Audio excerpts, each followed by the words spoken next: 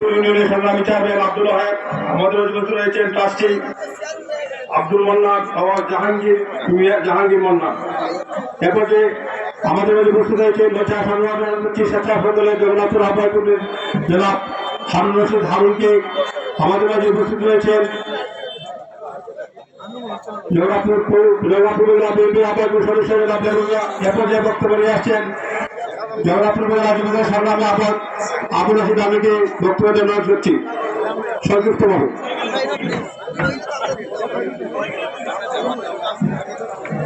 বিসমিল্লাহির রহমানির রহিম। সিয়াম সাধনার মাহে রমজান, আর পহেলা রমজান। এই পহেলা রমজানে যুক্তরাজ্য বিএনপির সাবেক যুগ্ম সাধারণ সম্পাদক জনাব সুজা উজনী বলবল বয়ানপুর মাঠে আজকের এই দুয়া ইফতার মাহফিলে সভাপতিত্ব করছেন অত্র এলাকার মুরব্বী শহীদ মিয়া সাহেব। উপস্থিত আছেন জগন্নাথপুর উপজেলা বিএনপি আহ্বায়ক আবুল হাসান মাস্টার সহ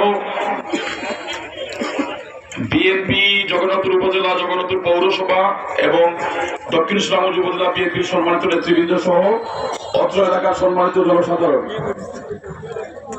আমি প্রথমত আমার বক্তব্যের শুরুতে সকলকে